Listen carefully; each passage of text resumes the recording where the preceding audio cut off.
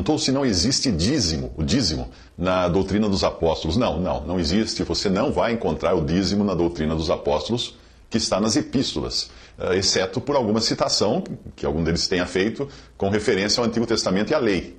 Você também não encontrará muitas outras coisas, como igrejas denominadas, tipo igreja A, igreja B, igreja C, a não ser, no caso das igrejas que eram identificadas pela cidade onde estavam, mas era a mesma igreja, apenas a localização que era diferenciada uma das outras. Né? A igreja que está em Corinto, a igreja que está em Éfeso, é a igreja que está, não a igreja de, ou a igreja corintiana ou efesiana, não.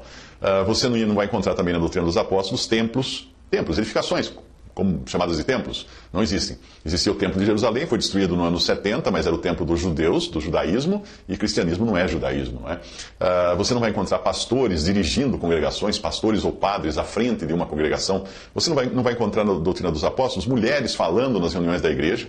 Você também não vai encontrar altares, música instrumental na adoração, corais, homílias, aquele papelzinho já com todo o programa do que vai ser falado numa reunião. Você não vai encontrar danças, não vai encontrar ensaios de uma reunião. Não existe também dias santos ali na doutrina dos apóstolos. Escolas de teologia, faculdade de teologia também não tem. Clero não tem, um clero distinto de leigos não tem. Roupas especiais para clérigos, você não vai encontrar aquele colarinho branco, não existe isso na doutrina dos apóstolos. Cadeiras diferentes para certas pessoas do clero, as cadeiras mais altas, grandes na frente, não tem isso também. Títulos honoríficos, tipo presidente disso, diretor daquilo, etc., você não vai encontrar na doutrina dos apóstolos. Enfim, na doutrina dos apóstolos, os cristãos não constroem templos, não trazem outro nome que diferencie uns dos outros, além do nome de Cristo. Não se fazem membros de alguma instituição religiosa, porque se eles são cristãos, eles já são membros do corpo de Cristo, não precisa fazer membro de outra coisa. Não assinam carteirinha, não assinam contrato, não tem carteirinha, não tem um contrato, não fazem nenhum juramento pela denominação, pela organização, ou por um líder da organização, não fazem nenhum compromisso com algum sistema religioso, nada disso. Na doutrina dos apóstolos, os cristãos são exortados a reconhecer que existe um só corpo, que é o corpo de Cristo, ao qual pertencem, do qual são membros todos os salvos. Ninguém é membro de uma igreja, de uma denominação. Somos membros do corpo de Cristo. E isso vale para todos. Até para aqueles que se fazem membros de igrejas que homens inventaram. Mas são membros do corpo de Cristo, eles creram em Cristo em algum dia. É Cristo quem acrescenta as pessoas à igreja. Não são pessoas que se acrescentam à igreja. Ele acrescenta as pessoas à igreja. Quando uma pessoa se converte, o Espírito Santo vem morar nela. Você também vai encontrar pessoas na doutrina dos apóstolos que estão dando um testemunho prático de que há um só corpo, quando elas se congregam ao nome do Senhor Jesus, para comunhão, aprendizado da doutrina dos apóstolos, para celebrar a ceia do Senhor, a mesa do Senhor e para oração. Então essas coisas você encontra, sim, na doutrina dos apóstolos. Individualmente, e não como igreja, essas pessoas, esses cristãos ali na doutrina dos apóstolos, nas epístolas, em Atos, eles individualmente saem para pregar o evangelho. Mas não são capacitados para isso por alguma escola de teologia e nem enviados por alguma junta de missões ou por alguma liderança, mas eles são enviados pelo Espírito Santo. Eles são enviados pelo Espírito Santo. Deus coloca no coração deles e saem para pregar o Evangelho. Vão onde estão os perdidos. Eles nunca saem na obra do Senhor pedindo dinheiro para os irmãos. Jamais. Você não encontra isso na doutrina dos apóstolos.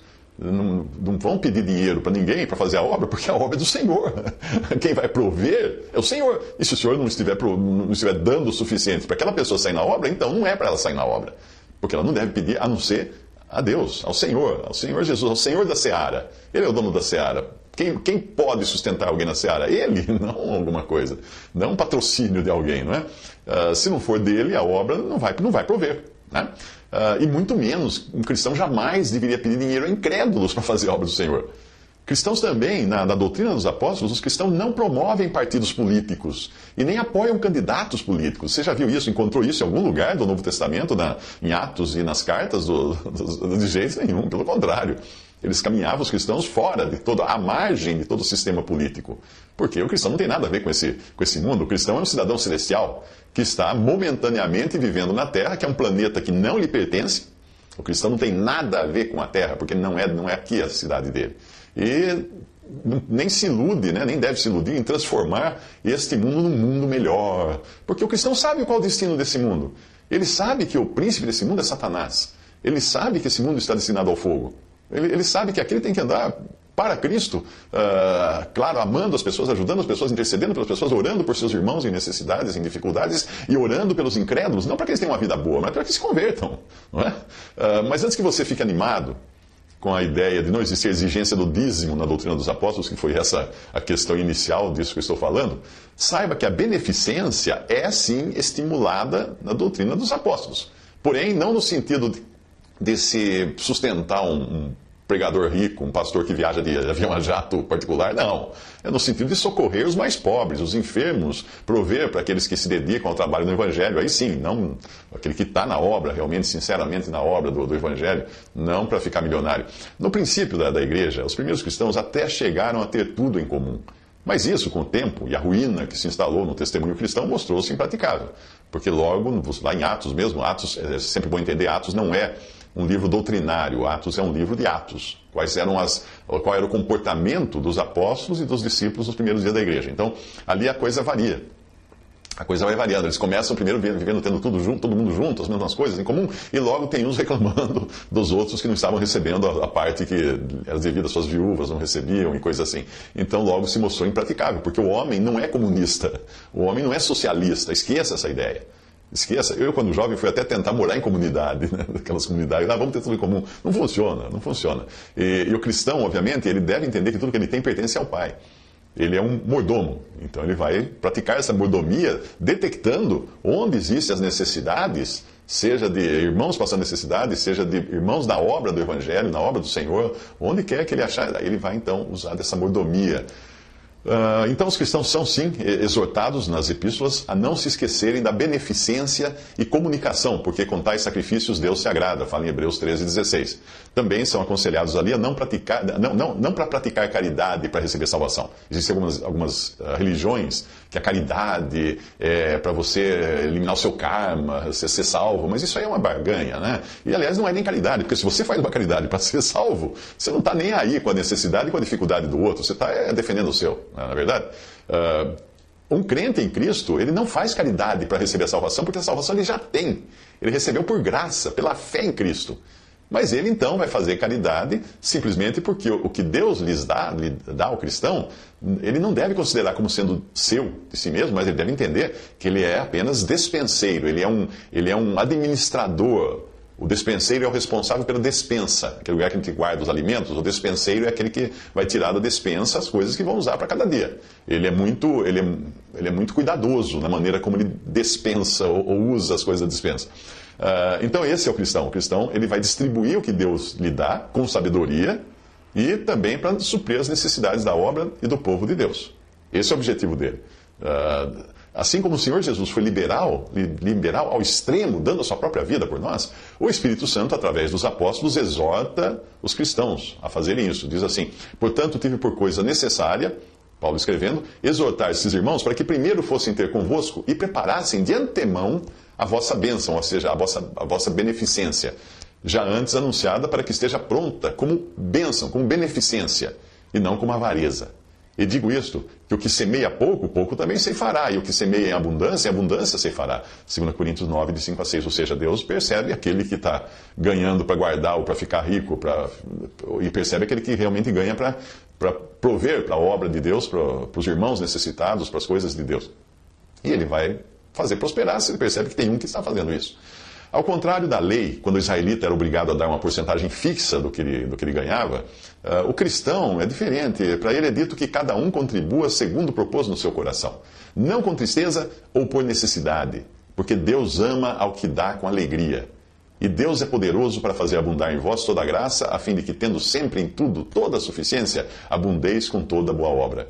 Conforme está escrito, espalhou, deu aos pobres, a sua justiça permanece para sempre. 2 Coríntios 9, de 7-9, leia lá na sua Bíblia, e você vai ver que não tem nada a ver. Às vezes eu recebo e-mails de pessoas dizendo que estão devendo para todo mundo e está dando dízimo para a igreja. Mas que dízimo é esse? Dízimo emprestado, então? Então é dízimo de dívida? Pagando juro para dar o dízimo? O que é isso? Não é assim que funciona. Deus não vai fazer você tirar do que não tem, mas você vai tirar do que você tem para prover, não para sustentar algum malandro que se diz pastor e pede dinheiro para manter a sua vida de marajá, não, mas justamente para aquelas coisas que são necessárias na obra do Senhor, nas necessidades do povo de Deus. Para isso.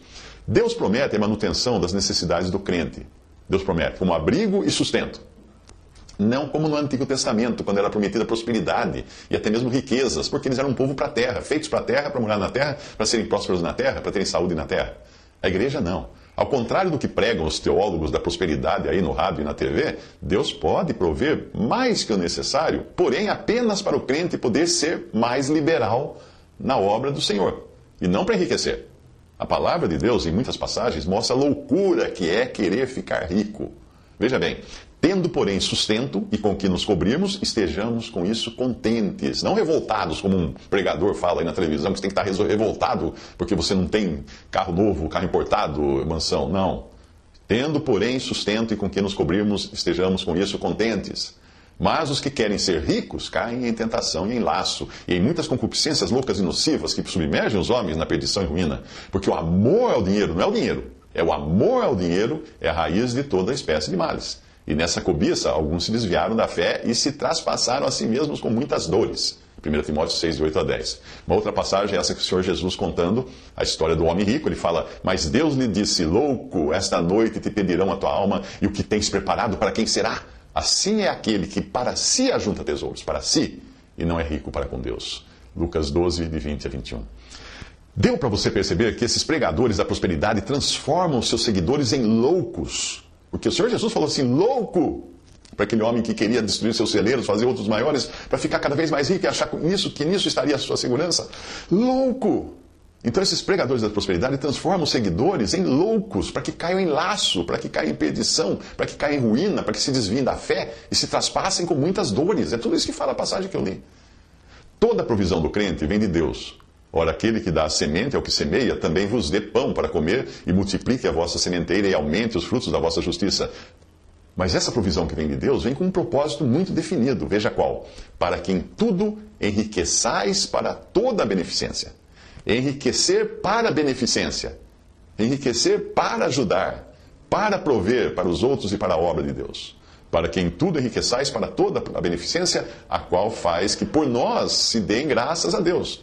Porque a administração desse serviço, ou seja, fazer essas coisas, não só supre as necessidades dos santos, mas também é abundante em muitas graças que se dão a Deus, visto como na prova dessa administração glorificam a Deus pela submissão que confessais quanto ao Evangelho de Cristo e pela liberalidade de vossos dons para com eles e para com todos. 2 Coríntios 9, de 10 a 13. Que coisa maravilhosa! Quando você usa dos meios que você tem para a glória de Deus, Deus é glorificado nisso, porque muitas pessoas vão agradecer a Deus. Você ajuda aquele irmão que passa necessidade, ele agradece a Deus, sobe gratidão a Deus. Você ajuda o irmão que está na obra do Senhor, levando o evangelho para os incrédulos, ele agradece a Deus, porque veio de Deus, ele apenas usou você de instrumento, e você então está ajudando a levar mais glória para Deus, não para si mesmo. Portanto, Deus provê para sermos provedores. Deus provê para sermos provedores daqueles que têm necessidades e também daqueles que trabalham na obra do evangelho sem pedir nada a ninguém. Fuja desses que vêm pedir dinheiro, fala assim, irmão, eu estou precisando viajar para a China para levar o evangelho. Diga para ele, então vá, boa viagem. Você não está na obra do Senhor? É o Senhor que sustente você. Você não tem que pedir para mim, peça para Ele. Se Ele mover o meu coração, aí sim. O fato de não pedir para alguém, um irmão que está na obra do Senhor, não significa que ele não necessita. Ele necessita, mesmo não, sem pedir. Muitas vezes necessitam, mas são exercitados a depender só do Senhor. E aí o Senhor vai mover corações de indivíduos e de assembleias para proverem o necessário para que o evangelho seja levado e o ministério da palavra também seja levado. Sempre que um cristão ajuda alguém nas suas necessidades, tanto para suprir na sua pobreza, como para que o evangelho continue sendo pregado, ele está produzindo, graças a Deus, muitas graças que se dão a Deus, como fala a passagem também da carta. Este é o final da história. Não enriquecimento, mas a glória de Deus. É esse o objetivo dos bens materiais nas mãos de um cristão desse mundo, a glória de Deus, não a sua própria glória. Portanto, se você pensou em congregar ao nome do Senhor somente fora das denominações, dos sistemas religiosos, isento de dízimos, se for assim, vai sair mais barato para você, é melhor você pensar de novo. A motivação do crente nas coisas de Deus nunca deve ser material, nem no sentido de dar, nem no sentido de receber. Eu nem preciso dizer que aquela história de campanha, voto, promessa e tantas coisas que hoje são praticadas na cristandade não passam de mesquinharia, de barganha, de gente querendo fazer barganha com Deus para de alguma maneira enriquecerem. Não é assim que funciona a coisa. Você deve sim trabalhar, porque o sustento vem do trabalho, não vem da loteria esportiva, o sustento vem do trabalho, e trabalhando com as próprias mãos, você ter o suficiente para si mesmo, e Deus vai prover isso, e também para ajudar aqueles que não têm, que Deus vai prover para eles isso. É assim que funciona. Visite respondi.com.br. Visite 3minutos.net.